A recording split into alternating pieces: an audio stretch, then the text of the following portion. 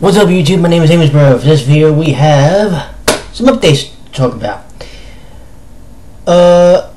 First and foremost, we are going to be discussing D. Gray Man.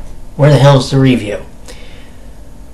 Well, I took an unplanned summer break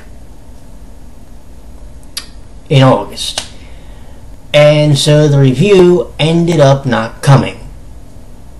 I was going to have the review up in early September, but two games came about, and you know what they are by now. Music 1 and Music 2 from the Good Priest series. So that happened. Well, even before that, we're backing up a little bit, a game called Amnesia Memories, which for those of you who don't know is the original Amnesia game that came out in Japan on the PSP and the PS Vita as Amnesia V Edition. So that game came out, and I'm starting to work on that also. I'm going to talk about that review in a second, but I'm shooting for, we're going to say by the 22nd of September. So it's the 22nd of this month. The reason is because on the 23rd, I'm hoping to have up not one, but two videos.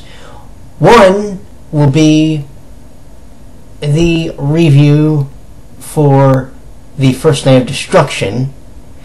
The second night takes place on the 27th of September.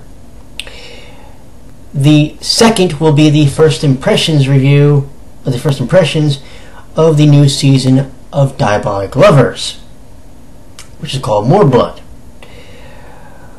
Well, those are going to be some of the big things that are going to be coming up in the very near future. I am still planning, when it comes out in October, to do also a first impressions of Return of Kings, and I am still planning, by the grace of God and by I hope that the weather will hold up, to have the reviews, at least one of the following two reviews: A Certain Magical Index, which I've been promising for God knows how long, or the Sorcerer Hunters. More than likely, I will get you the ACMI one up in November. So those are like the big things we got coming up, because I had planned this month, but some things happened, obviously, as I've mentioned, for this month to do Mobile Suit Gundam Wing. I will do that for you in May. No questions asked. It will be done. Because I really want to do that review for you, because I've never actually reviewed it. Think about that for a second. Now that I've got that out of the way, let me show you something really cool. So, story time before I actually show you what's in this bag. I'm not really a game collector, and I'm not really a guy who buys a game to just say he owns it. Usually if I buy a game, it is for the purpose of playing the fucking thing. The problem is, in this case, my system that I would play it on is not in the best of condition. So the chances of me actually doing that are slim to none, and Slim's walking out the door. So, now that I've explained that, when I went out today, or now yesterday, I went to a place called the Cherry Hill Mall. And in the Cherry Hill Mall, on the second floor on one side, there's a place called J Street Games, which is right next door to GameStop. And they have your Atari, NES, Super NES, PlayStation, PlayStation 1, Game Boy Advance, PSP games, you name it, they pretty much have it. And they have your common games out in the open. They have more rare or unique titles placed in cases. They actually had, and I almost bought this instead, they actually had D2 for the Sega Dreamcast, and I almost bought that. But I got what I wanted to get instead because it's still a unique thing for me. So what am I babbling about? Okay. Do you all remember the Final Fantasy Origins disc that came out for the PS1? Okay. You will recall on that was Final Fantasy 1, and a game which never actually saw release here in the US on the NES called Final Fantasy 2. Read it and weep. Now this isn't actually the actual cartridge. That of course has a different logo.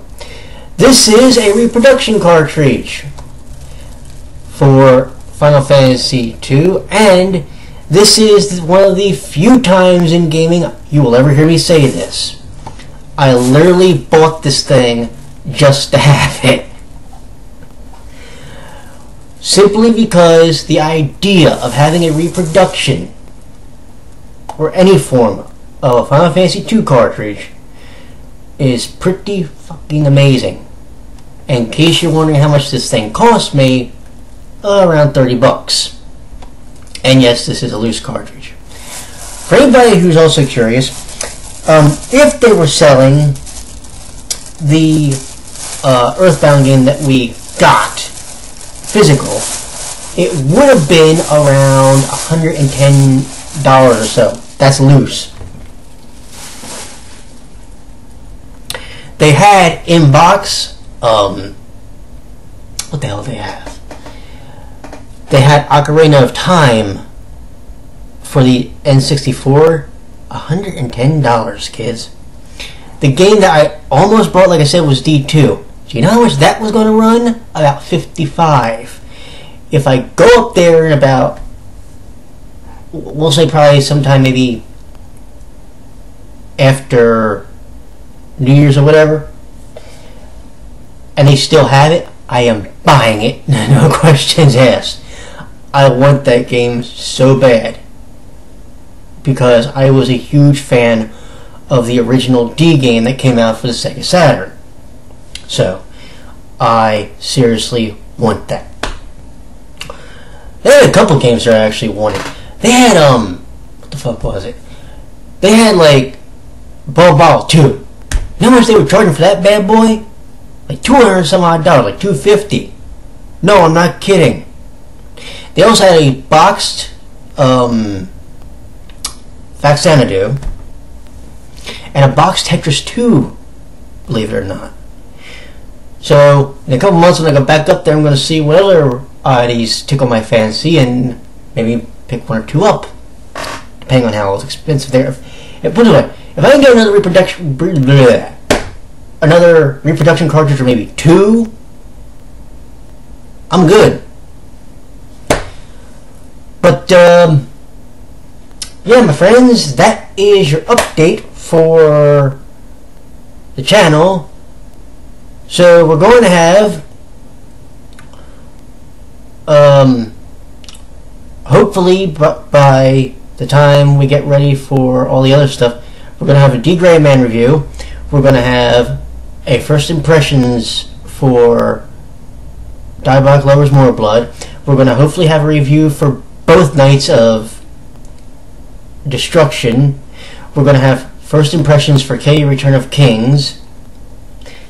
And you got to see me actually with a repro card for the first time ever.